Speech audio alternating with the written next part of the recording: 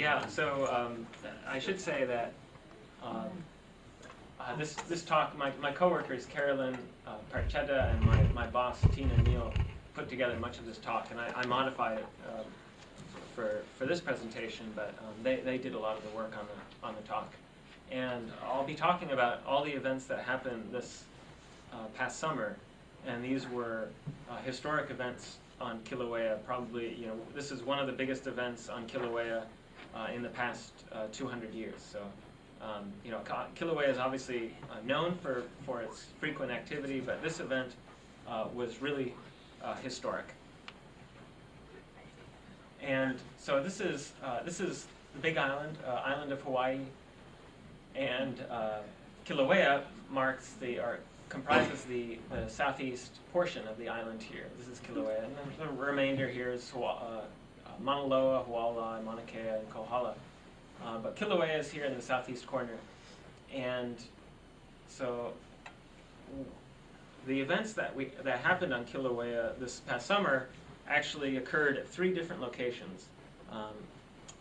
And the first part at the summit is one of the areas that we'll talk about. There was a summit lava lake that was active for 10 years at the summit here, and it basically ended this past summer with this new activity. Pu'o'o on the East Rift Zone was active for 35 years, and that was also ended this past summer with the current activity. And then farther down the East Rift Zone here, we have a site on the lower East Rift Zone, and this is the new eruption that happened this summer, and that was basically the most destructive event in Hawaii's historical record due to the number of homes it destroyed.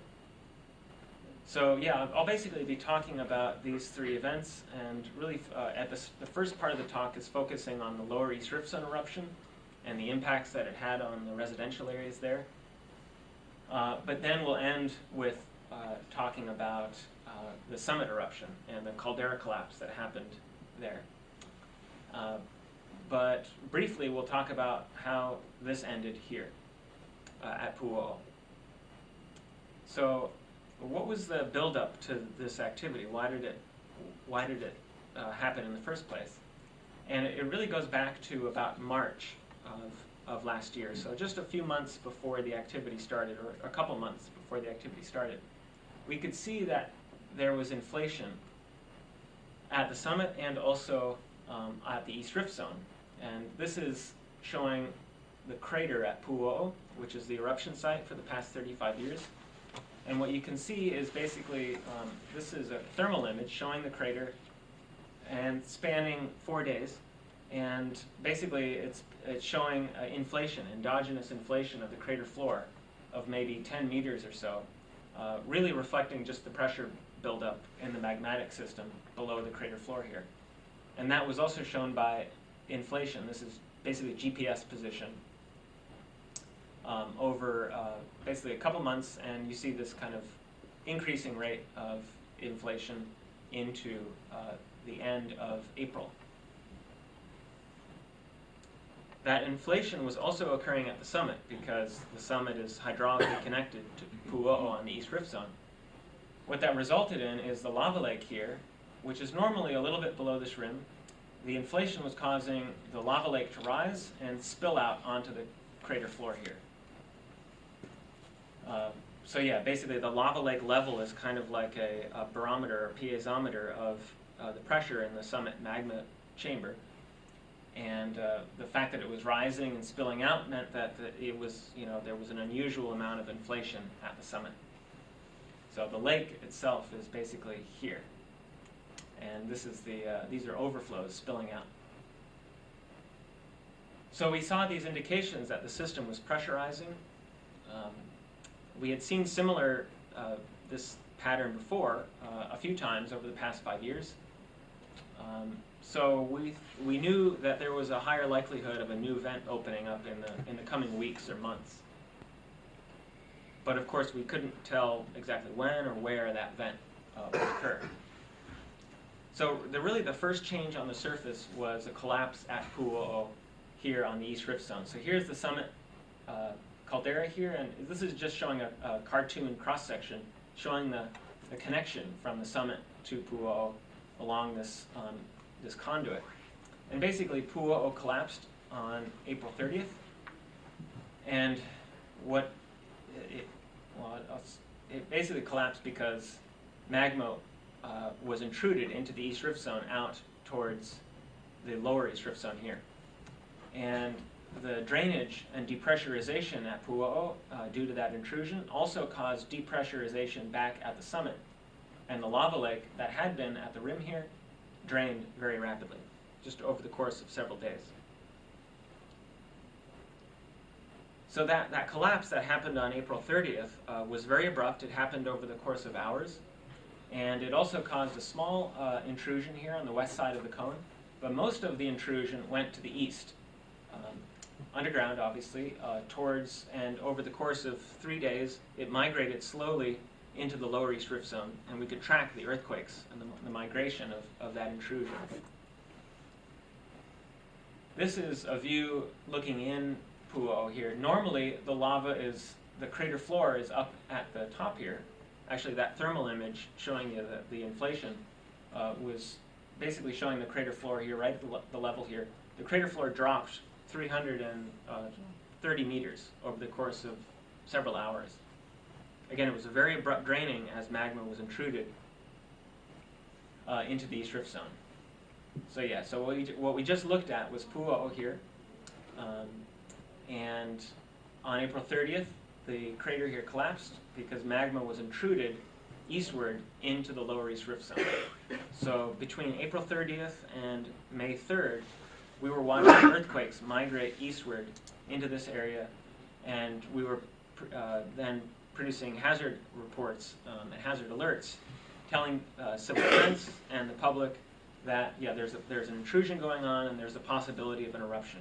But we couldn't say whether an eruption would occur, and we couldn't say exactly when or where it would occur. So at 5 o'clock p.m. on May 3rd, these earthquakes were migrating into this area of the subdivision, which is called Leilani Estates. And there were reports that started to appear around 5 p.m. of lava in people's backyards. We also had technicians out in the field fixing some equipment, and they were observing steam coming from the forest in the subdivision, and they looked, and then they could confirm, yes, this is lava coming out of the ground. But so this is the first view. So this is I was on that first flight. We flew down. This is just taken with this video is taken with this iPhone. And yeah, you can see that there's about a 100-meter long fissure here. You can see the fissure is basically just gas bubbles bursting. There's not a lot of lava pouring out of the fissures. It's not producing a very high effusion rate. Just basically a lot of gas. And you could see from that video how viscous the lava was. So basically that triggered a very rapid alert. Civil defense came in and evacuated the subdivision completely. So all of the residents were required to leave, and really the only people left in the subdivision were U.S. Geological Survey scientists and police and fire and civil defense. And this is, so I was, we were working in the subdivision, and this is the alert that everyone got on their phones. So mandatory evacuation of Leilani and Lani Puna Gardens, which is the adjacent subdivision. And then you basically had to go to family or friends or these community centers. So it happened very quickly. Yeah, this is just 6:32. So basically within an hour of the fissures opening. So that first fissure, fissure 1, only lasted for maybe a half an hour or so. And it ended, and then we came back, and it was quiet for several hours. But we noticed that cracks were opening in the subdivision, and some of the cracks were emitting fume. And so while we were on the ground, we were driving around the subdivision, checking out areas to look for new fissures. And at 1 a.m. on May 4th, so that night, a new fissure opened. And this is a person's driveway here. This is a utility pole for scale. And there's a house, there may be a house back there, but it was, it was probably destroyed at this point. And yeah, a small fissure opened, and this was this kind of spattering activity that went on for about 4 hours. So that was fissure 2. Again, you can see that this is not producing a lot of lava. It's not a very high effusion rate. It's basically just gas bubbles and bubble bursting. So at 6 a.m. that same, we were there through the night, and we were driving around again, making sure, looking for any signs of new fissures opening, any new cracks. And around 6 a.m. we found this area, and you can see these cracks in the road. These are just hours old, and you can see. I'll go back to the beginning here. That beeping is the smoke detector that's beeping because there's fume, and you can see, if you look at the windows, there's fume coming out of the windows because there's a crack that's below the person's property, so it's cutting through the house. And then you can see fume like this on the opposite side of the road. And also what I'll show is, for scale,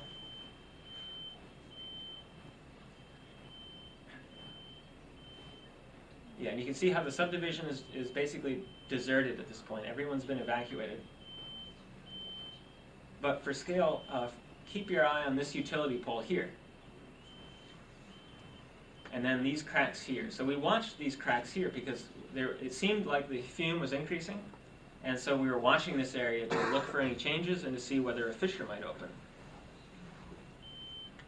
So this is one of the last remaining residents evacuating, but we were watching these cracks, and it seemed like things were happening. And what the video doesn't convey is that there was a rumbling sound or a feeling in the ground, and it felt like as the minutes went on that the rumbling was kind of approaching and getting closer. But you can also see there's this kind of pulsating gas emission from the fractures here. I'll just let this play out because it kind of gives you an idea of what the experience was like.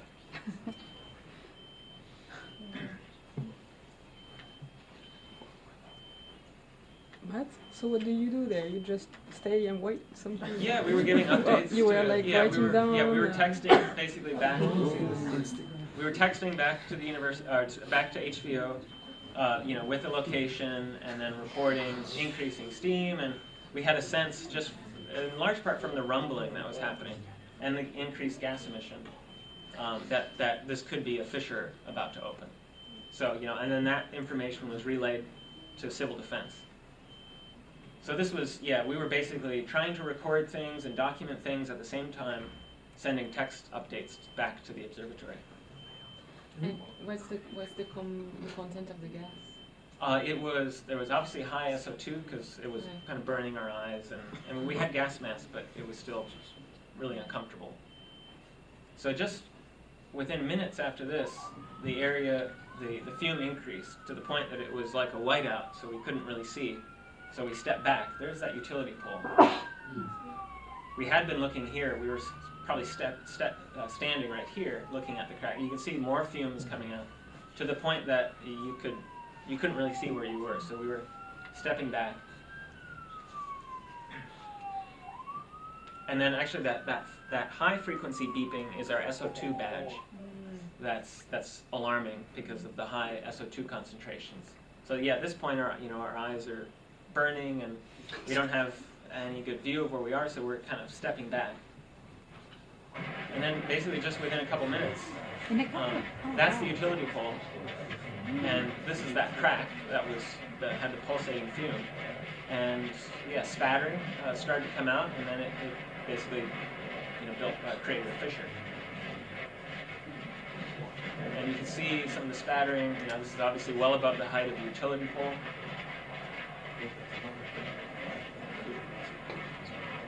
You can see the way the lava is behaving. Again, this is very viscous, and there's not a lot of lava being produced at the fissure. It's just kind of gas bubbles bursting through kind of a stagnant lava column. And then there was a house, that house that had the smoke detector going off. The fissure basically opened directly beneath it, so the house was immediately, set on fire. So this is probably the first or second home of eventually 700 or more homes that were destroyed during this eruptive phase. So.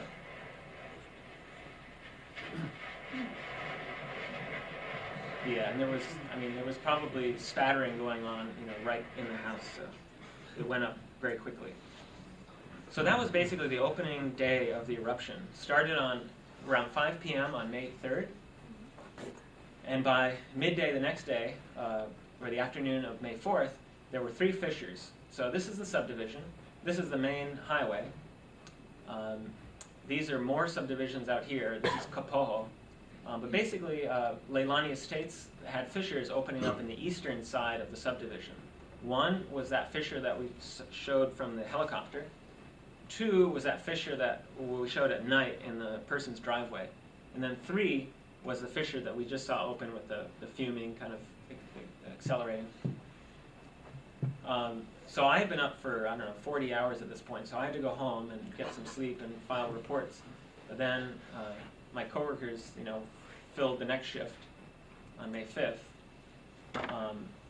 But before we get to May 5th, another notable event, basically the biggest earthquake in 40 years happened in Hawaii on May 4th.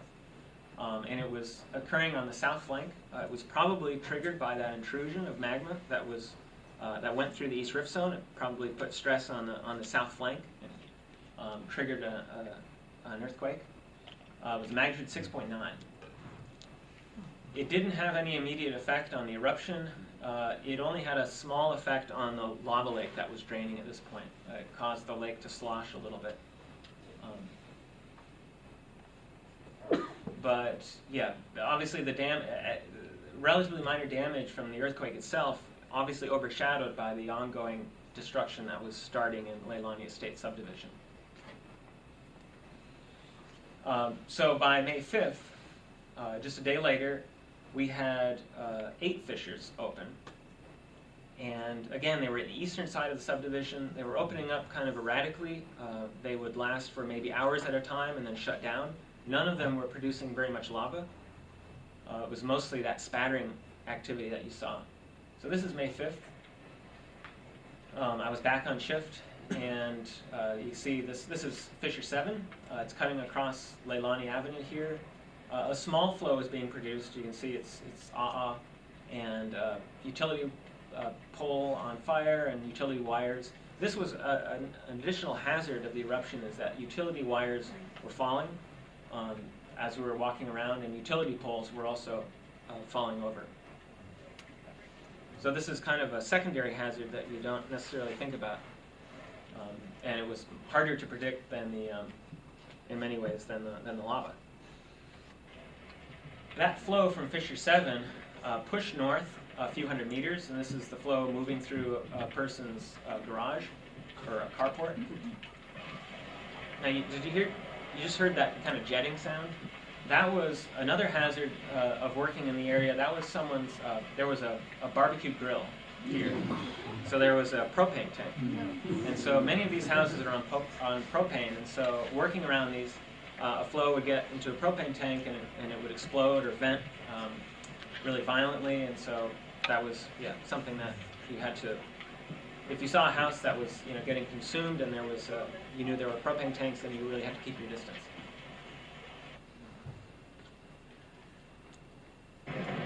So Fissure 7, this is Fissure 7 cutting across, well, this is Leilani Avenue. This is the dying stages of Fissure 7. It was only active for hours, or probably no more than 10 hours, as I remember, but you can see how viscous the lava is. That house that was being destroyed was over here. This flow that was sent to the north. This is, again, taken with the smartphone just from a helicopter hovering. This is a close-up of that. So I don't know what this distance is, maybe 10 meters or so.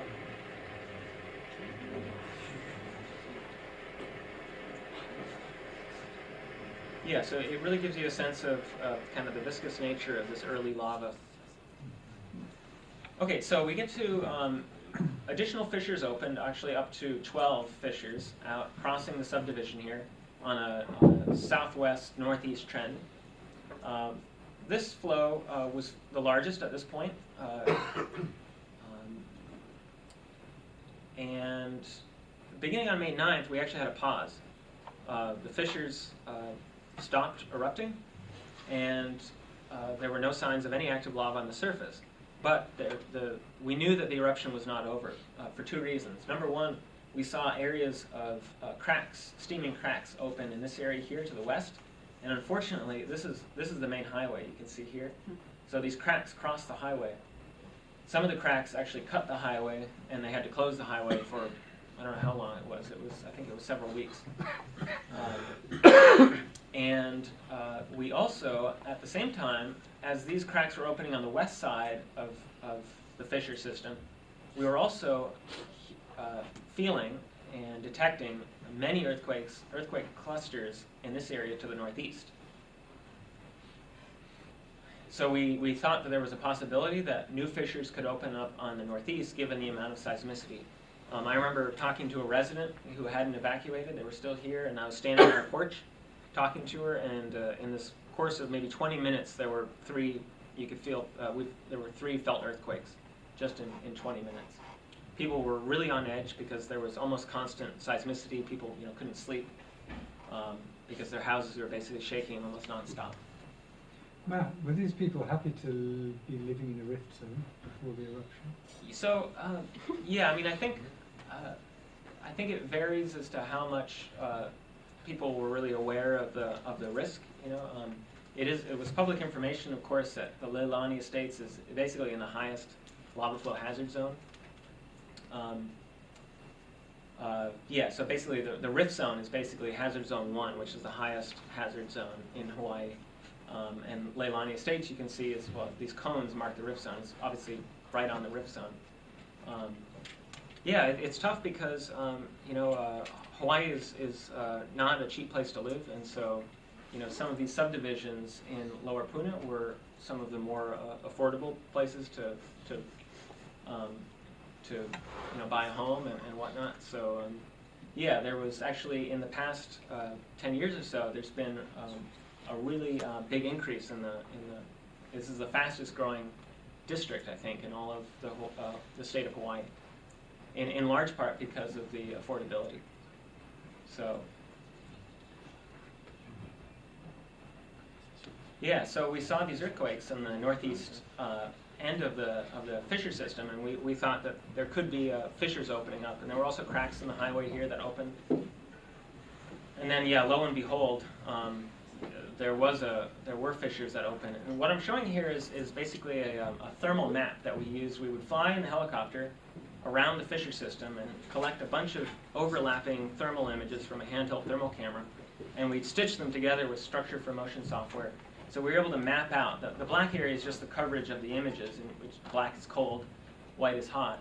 So these inactive flows or fissures here, you can see are gray, so they're not that hot. The active fissure here, and the hottest colors here, this is fissure 17. And this fissure was really unique, and actually it was unique in Hawaii because it's the first known eruption of andesite in Hawaii.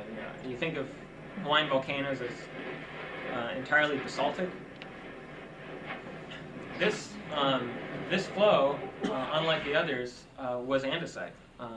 And so it's thought that this was maybe a pocket of magma from maybe an earlier eruption, like 1955, I think, that was maybe stored and evolving, and then basically pushed out by the nearby dike. So yeah, and so not only was it a unique composition, but it was basically having strombolian explosions. I took this video at 400 meters from the vent, and I was wearing earplugs because it was so painful, so loud. And I'm standing in front of a house owned by an old lady whose windows were blown out by the force of the explosions. So yeah, people here in this area were evacuating, and they were obviously on edge. I'll give you another view of these explosions here. And this is actually in old, like, cane fields. These are some other fissures. This is the start of fissure 17. So this is a house, and you see the guy's cars. Well, watch this. This is the start of one of those explosions. And then you see that?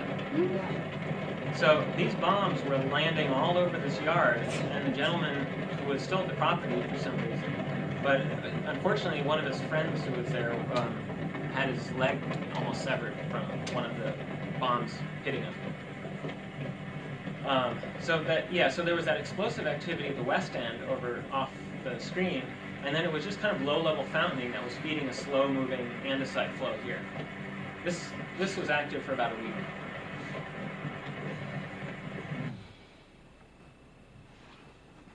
So yeah, when we were out there, our main purpose, our charge is to provide hazard assessments, provide information to emergency responders, the main organizing agency is Hawaii County Civil Defense. So we were providing the information and the mapping of the flows and the assessments of what might happen, and we were providing that information to Civil Defense, and it was Civil Defense that then would act on the information and enact closures or evacuate people, close highways and whatnot. We were also communicating with the National Guard was brought in to help enact closures and also monitor air quality. We were also inevitably, we were walking through private property to map the flows and observe things, and so we were invariably walking on people's property and interacting with locals, right in their property. And I think this was probably one of the most effective means of outreach for the eruption is talking to people who were obviously very much on edge because their property was, it was maybe 500 meters from that explosive vent that we saw. So they were obviously concerned about that.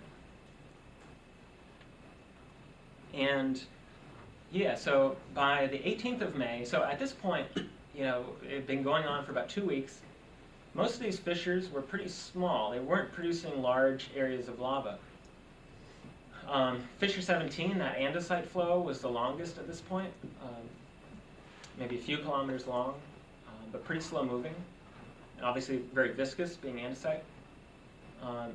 But what we knew at this time, and there was basically ongoing real-time petrologic monitoring that was showing that the magmas that were being erupted were these were cooler magma, more viscous, and this was kind of very similar to what happened at the start of the 1955 eruption, which is actually in the same general area. In 1955, there was another eruption. It didn't turn out to be as big as this event, but the early stage of the eruption was a cooler, more viscous magma, and those fissures, those early fissures of the 1955 eruption, were very low volume, low effusion rate, not producing very large flows.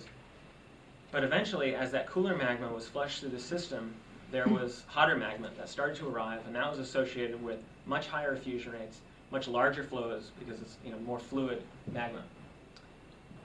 And so we knew that there was a possibility that basically the lava production that we were watching in these first 2 weeks was really unimpressive in a sense, and we knew that once this, and we were also, the petrologic monitoring was saying, yeah, this is fairly cool magma. So we knew that there was a possibility that around the corner there might be hotter magma, higher effusion rates, bigger flows, faster moving flows that could come around the corner. And that did happen. It happened basically between the 18th and 19th of May.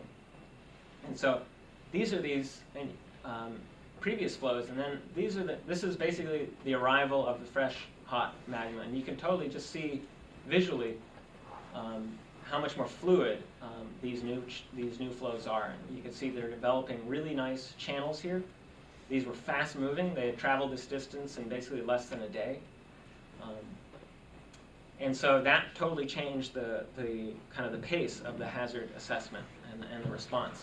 That we had flows, much higher effusion rates. These are probably over 100 cubic meters per second, whereas the previous eruption rates were probably less than 20 or 30 cubic meters per second. So this kind of marked a shift in the eruption when this, and the petrologic monitoring confirmed this. This was hotter magma that was starting to arrive.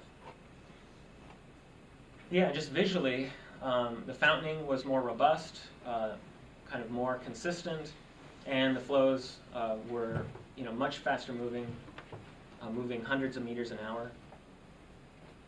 Yeah, covering a lot more ground and destroying, and obviously producing a lot more destruction. This is a farm that was destroyed here. This is another house being destroyed here. This is the vent area here.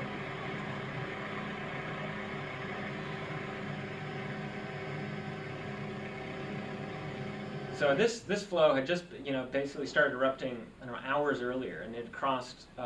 These flows moved fast enough. There were people in areas like this that were trapped and had to be evacuated, I think, by helicopter. Okay, so while we were, while the field crews were out there monitoring, there was obviously, I talked about the value of that petrologic monitoring. There was always this pressure, like, okay, well, we had to do 1,000 things at once. We had to, map the flows, get waypoints, communicate back with the observatory and civil defense. We also needed to collect samples for this petrologic monitoring. So we're constantly being bugged to collect the samples by the geochemists who were back in the office. And then this one was kind of unusual because on Google Maps, if an area is designated as something like a park or something and you leave, then they'll ask for feedback. And I guess the area that we were in, somebody designated as lava outbreak, so it wanted our feedback about what our thoughts were on it. So yeah, we had to collect samples. And this was a really easy one. We could basically just drive on this old cane road, and then the flow was a slow-moving flow here that you could just shovel up a sample and quench it here. So this was easy. I'll show you a more difficult sample later on. So we get to May 24th here, and actually these fissures here have kind of focused on fissure 20, 22, producing these long flows that are now entering the ocean, producing the first ocean entries for this eruption, and pretty big channelized flows. So the thermal map shows the channels really well in the two ocean entries, focused at these two, or actually three vents, really interesting near vent structures here and perched lava ponds. But then on the 24th, we also noticed that some of the activity was shifting back uprift in this westerly direction and starting to produce some flows in here, right again in the subdivision. The benefit, the only advantage of these vents here is that it was sending flows over an area that was basically a forest preserve. So it was destroying some homes, but much of it was covering a forest preserve, so there weren't that many residential homes. Unfortunately, on the 24th, we started to see activity shift back towards the middle of the subdivision, and that obviously was producing the potential for more destruction. And yeah, that really happened. Basically, on May 27th, 28th, we had fissure 8, which had been active earlier, but it restarted and it reinvigorated, and it started to produce a very large flow. It was a very fast-moving flow, moving about 100 to 200 meters per hour. It moved north, produced a very large perched lava channel here. This is up to, over here, it's 450 meters wide. It went 13 kilometers. It reached the ocean in 5 or 6 days. And a fusion rate's probably between 100 and 200 cubic meters per second. So basically, just a few days after it started, about 5 days after it started, the vent is here, and this showing this thermal map. It's kind of a rough composite here, but it's showing this perched lava channel. It's extending to the north, this braided channel system here, and then it's kind of spreading out into this distributed flow front here. And unfortunately, you can see this is the Kapoho area. 3 subdivisions are here: Kapoho farm lots, Kapoho beach lots, and vacation land Hawaii. There's about 400 homes just in this area here. Crater with a lake. The flow actually went into the crater and poured into the lake and boiled it off, in a matter of minutes. So that lake was filled in, was gone. But basically on the third, we were starting to watch the destruction of Kapoho. This is what it looked like from the air. This is Kapoho beach lots, vacation land. This area is also an iconic spot in Hawaii because of the really amazing snorkeling and tide pools here. So even if people didn't live in the area, everybody had been there. It was really well known, and it was, it was a really key area in the island.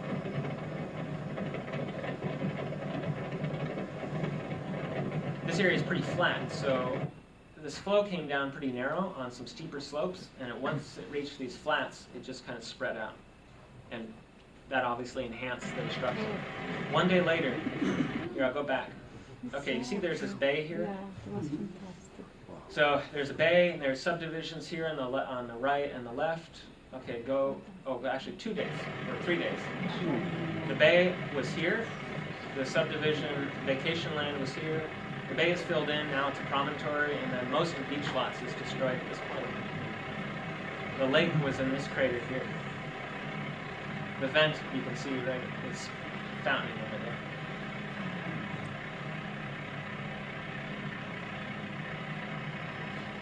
This flow, it created a lot of new land. It ended up creating almost 900 acres of new land.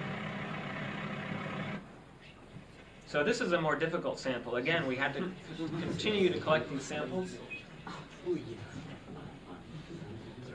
But all this is heavy pipe that's attached to a steel cable. The heavy pipe kind of weighs it down. You can see there's some strength to the crust, so you need something heavy to kind of break the crust and stick to the fluid lava beneath it. And then it's quenched in the bucket. I'll show that again. But it gives you the sense of how fast this is moving. This is that perched. And you see it had to be heavy to puncture the crust.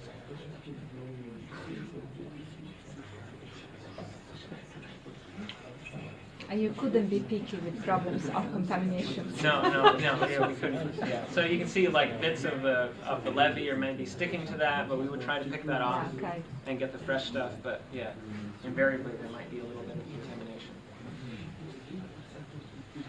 Okay, so one of the interesting things is that, well, one of the things that we used a lot were these cheap time-lapse cameras that were designed for hunters. They would,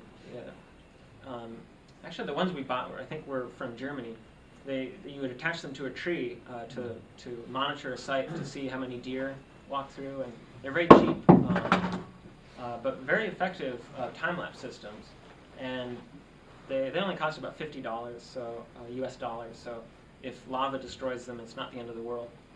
But we put many of these time-lapse cameras around and to monitor things while we weren't necessarily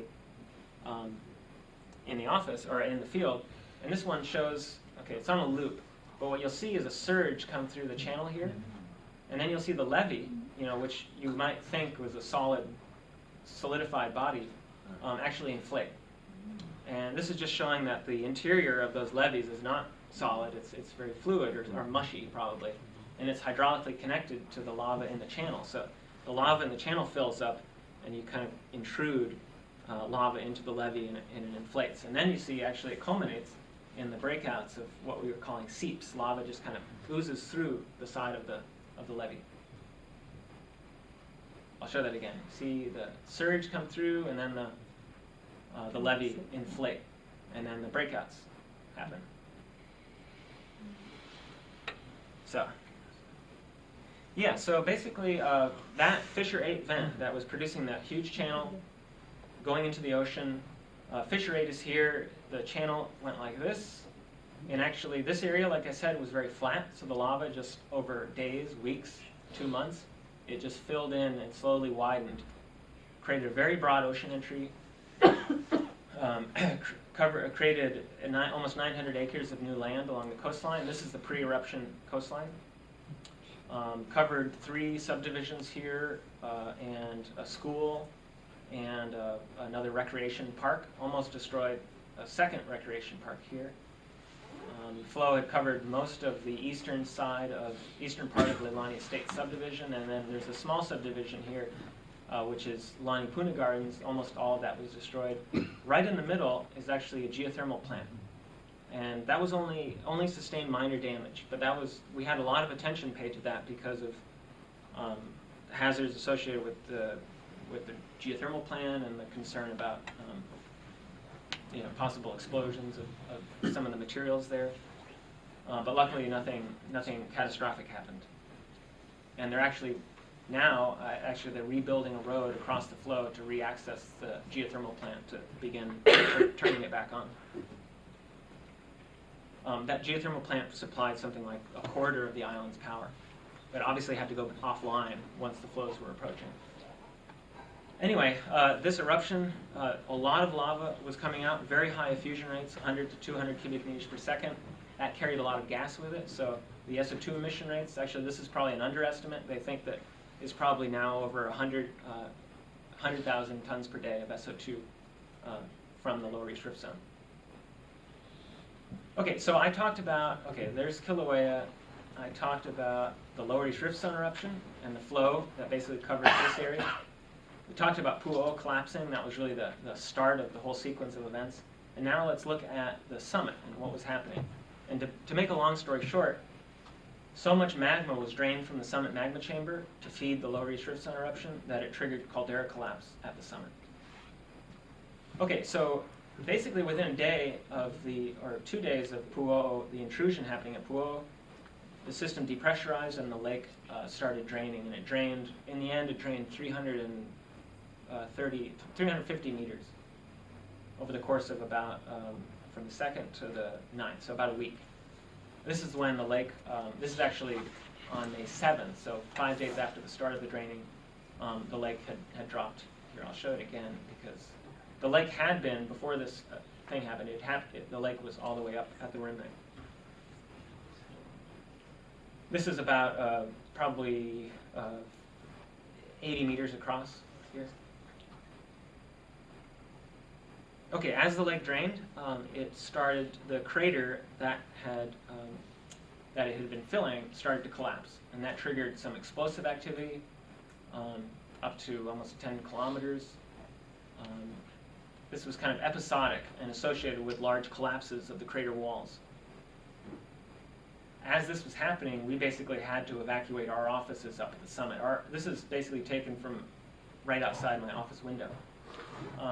So we had, obviously the position of HVO was really ideal for monitoring the activity, but unfortunately it was so close that the building was severely damaged in all these earthquakes and whatnot that happened. So we had to evacuate while we were trying to respond to, a Lower East Rift Zone eruption.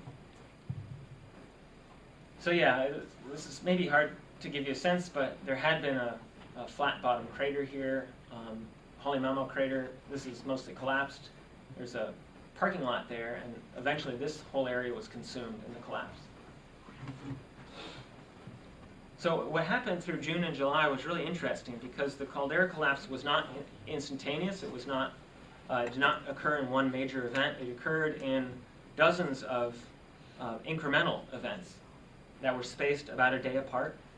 And basically the caldera floor would drop a few meters and drop several meters. Oops, sorry.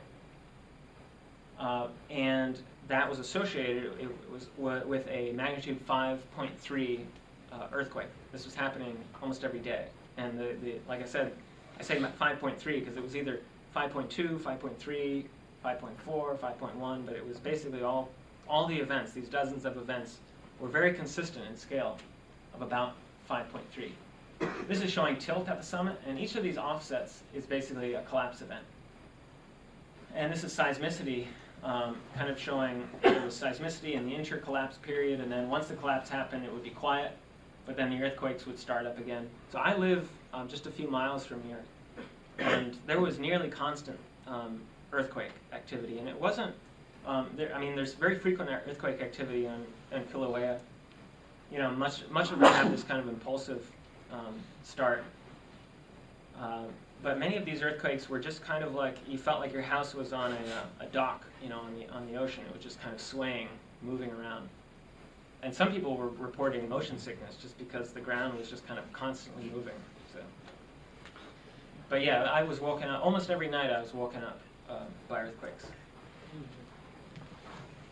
So this is actually one of those events. Watch this. So what you can't see is that in the distance here, this caldera floor just dropped, a few meters or several meters. And it caused the area around the rim, which is where the HVO, actually our building is just off the screen here, and the visitor center here, was obviously also shaken, and these cracks opened, and you can see the cracks move. Yeah, and then what you also see is dust start to rise up, because basically that ground was shifted so much that it triggered a whole bunch of rock falls. So this is just a kind of dust plumes rising up from countless rock falls. Yeah, so I went through this episodic cycle of collapse events that went on for two months, June and July, into, the first week of August. And basically, we had a steady draining of magma from the summit reservoir out towards the Lower East Rift Zone eruption that we saw, and that would remove increasing support from whatever block was supporting the floor, and then eventually it reached some critical point where the block would shift down. So we could track. It was hard to see. There was obviously a lot of dust, a lot of fume coming out, but the radar amplitude images were actually quite useful in tracking the changes at the summit here. So like optical satellite imagery wasn't all that useful because there was so much dust and fume coming out. But what you'll see in this sequence is the lake, which is right around here, start to collapse, and then Halemaumau collapses, and then the broader caldera floor starts to collapse, or drop, I should say. Show that again here. There's the lake, it expands, Halemaumau starts being consumed, and then the collapse, or the disintegration starts to incorporate the broader caldera floor. This block here dropped about a little over 100 meters. Yeah, and so our building and that video of the wall cracking was right up here. It's about 2 kilometers from here to the lake. So yeah, basically this is the before and after image. Here's Halemaumau, here's the lake with some overflows on the crater floor. Here's HVO. These are historic flows covering the caldera floor. And you can see the deepest part of the collapse here consumed all of Halemaumau crater, and then a broader area of collapse started to include the central caldera floor. The maximum drop of the crater floor, of the caldera floor, was about a little over 500 meters. Yeah, so this was unprecedented.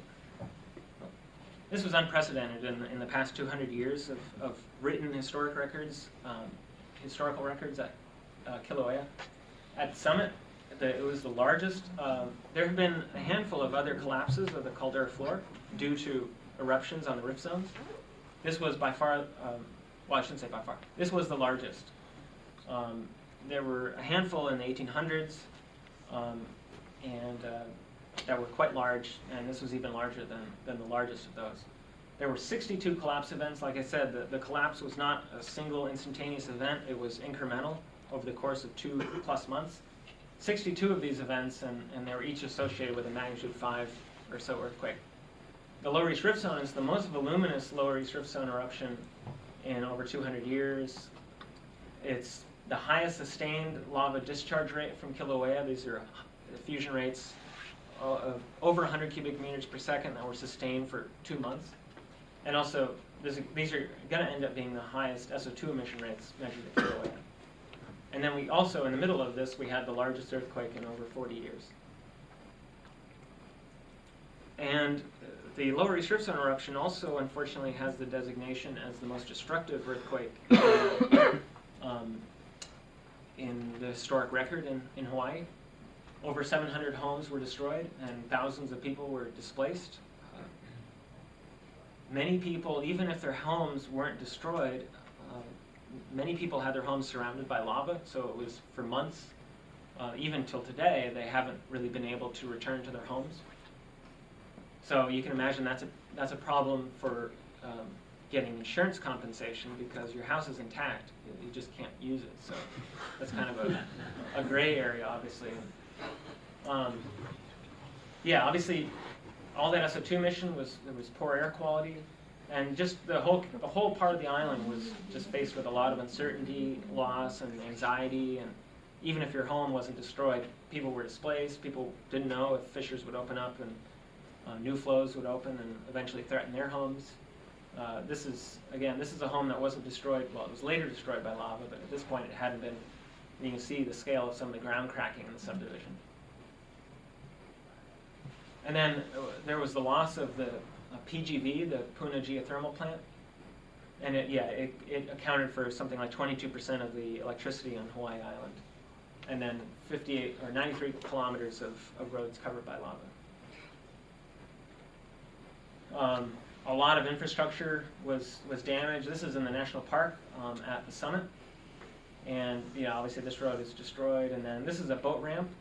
The boat ramp wasn't affected, but the lava, the active flows were here to the north, and all of the erosion of the active lava created sand that basically filled and made the boat ramp unusable.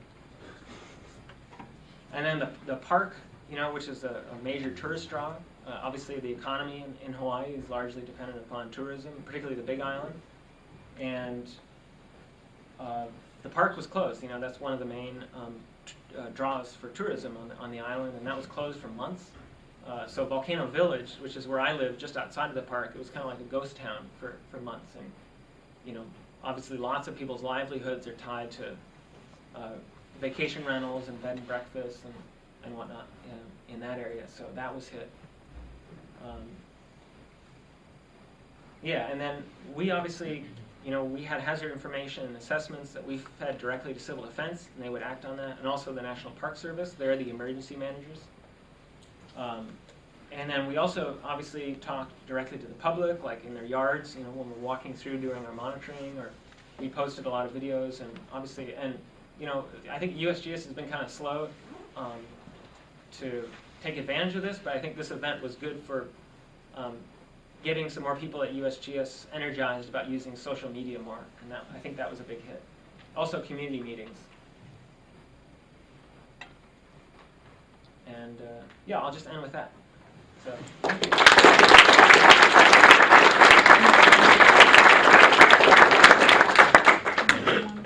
Matt's actually on his way to Pitondo Fornes to talk with OVPF. He'll be there for the next 3 weeks. But he'll also be here for the next 2 days, Wednesday and Thursday. So if anyone does want to meet with him and talk with him, he'll be in my office. Feel free to come by. But for now, it is 3 o'clock in the morning for Matt, but I'm sure he'll stay awake long enough to take a few questions. Yeah, thanks for coming. So when you had the formation of the caldera, we saw the big plume and so on, which was the result of the deposit. Did you have ash formation? Yeah, it was probably pretty minor. There was obviously ash carpeting the area west downwind of, but now I've gone back to these sites. Much of it has been washed away. Okay, so not so much. Yeah. And the second, because when it happened in 2007, Pitondo Fornes, it was a lot amount of ash. So this is why I was curious. And the other thing that didn't occur is you didn't have a big explosion, no. As was forecast by that was one of the big concerns. So in 1924, there was a collapse which was much smaller than this one, but that triggered some phreatic explosions that actually killed a person.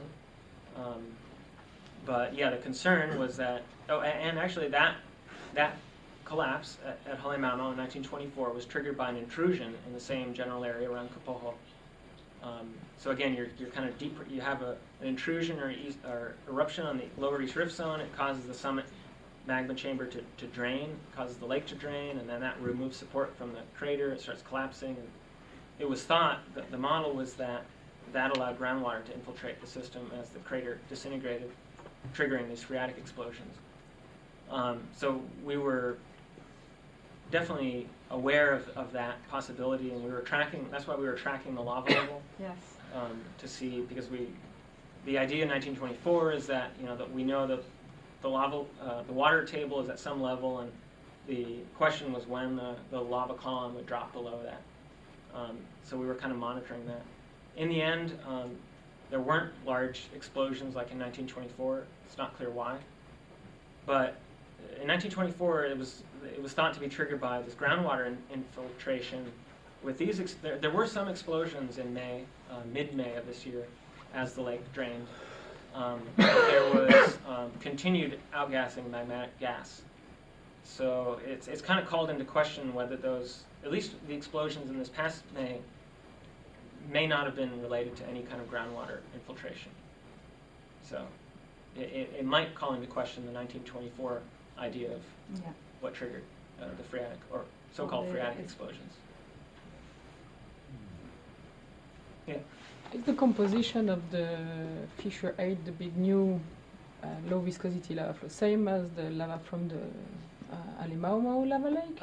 Yeah. Are we sure that is the same transferred magma? Or? I think I kind of vaguely remember some of the petrologists having some kind of conflicting information about that, but I guess to answer that, I should probably talk to them first. But yeah, generally it was thought that the fissure 8, was in this later stage of the eruption that was hotter, more fluid magma that was being sourced directly from the summit magma reservoir. So rather than anything that was, say, stored in the rift. Okay. Were they able to do a volume calculation based on how much it dropped? Yeah. So it's much. about a cubic kilometer that erupted, and it's not that far from the 800 million cubic meters. So there's a rough equivalence. So yeah, and actually what was really interesting, what I didn't show, we were really lucky. There happened to be an oceanographic cruise happening in that general area, and they had bathymetry. They were able to make really detailed bathymetry because lava was basically entering the ocean for 2 months. So that's a lot of volume. You know, we can do DEM differencing on shore, but that's only, it turns out that was maybe only half of the volume erupted. The other half went offshore in the submarine environment, but the bathymetry was able, differencing was, they were able to constrain the volume with that. So we were lucky that there was a cruise happening around the same time. So, yeah. Were there some explosions during the ocean entries? We had pretty small. They were actually not as vigorous as, say, like when you had Pahoehoe that was entering the ocean through a tube. I would say the explosive activity, this was basically that was kind of pouring in, almost toothpaste lava that was pouring in. Was not creating a lot of explosive activity, but there were some kind of sporadic explosions, and unfortunately one of them, so the lava boat tours are a big business there, where people take these tours, and of course there's a big incentive for the operators to get as close as possible. And there was one boat that was quite close to the ocean entry, and there was an explosion, and some bombs fell through the roof of the boat and injured some people. Like one woman had her femur broken. So yeah, it was a pretty serious injury. So. Yeah. What was the process that drove the ash plumes up to nearly 10 meters high? That's a good question, because I don't know, and it hasn't been a big part of my focus on the eruption, but there was the ejecta was, I think for the most part, lithic, but at the same time there was a lot of magmatic gas that was still streaming through the system. So I don't know if maybe there was some kind of trapping mechanism that may pressurize the escaping gas, but at least so far what I understand is that there wasn't a clear indication that this was like phreatic, let's say. And no evidence of the hydrothermal system that was supposed to be all around. Not so much, yeah. Or yeah, I think in general the role of the surrounding groundwater has been really called into question with these events. I don't have a good answer. like I can help you follow up on with the right people though. I just want to clarify, did the lake level drop continuously, or was it in spurts? It actually, yeah, it went continuously, and amazingly, we happened to, precisely tracking the lava level has always been a challenge. But just 2 weeks before this event happened, we happened to deploy a new industrial laser rangefinder that worked out really well. So we have like centimeter precision measurements on the lake level drop, and yeah, it was pretty steady. So. But once there was collapse on top of it, is it harder to track that but drop? Because after a week, it basically just, you know, it drained and it kind of left a cavity, and then it drained to the point on May 9th or 10th where it just kind of disappeared from the bottom. So it was probably just kind of drained below rubble that was kind of falling in. So at that point, we had no idea where it was. And then once that started happening, it was, you know, presumably the lava column or magma column was dropping, and the crater just started collapsing in. And then it was impossible to go to the area because there were some explosions and you couldn't see really anything that was going on in it. So it's anyone's guess. I have a last one. Yeah. And so since then, since September, what's happening? Yeah, so the eruption officially ended on September 4th. Everything's been really quiet. Yeah, so basically the whole volcano is quiet, and this is the first time since 1983 that we've had no, you know, that we've had a long-term break in activity. So, yeah, we do know and what we're trying to stress with the community is that even though the eruption is over, Kilauea is still, you know, one of the most active volcanoes on Earth. We can tell from the GPS that the summit magma chamber is still being supplied. Like, you know, there's still deeper supply of magma into the chamber, in the summit chamber. We also know that the East Rift Zone system is also being refilled. So you can see a small deformation. So we know it's refilling, but then the question is it going to take, is it going to need a month to refill to a critical state, or is it going to need 10 years to? And there have been pauses. In the 30s, there was a pause of basically, I think, like 18 years. There are times when Kilauea just kind of quiets down for years. This could be one of them, or it could, you know, activity could restart in months. So. But we don't see anything alarming or imminent at this point. It's just been really quiet, which is, you know, obviously, as you can imagine, it's kind of a nice break. So you can publish if Yeah. count allow you to go back You to need your to office. rebuild the observatory. Yeah. Well, I think I can tell Matt's pretty tired. I'm going to take him and make him a nice cup of tea.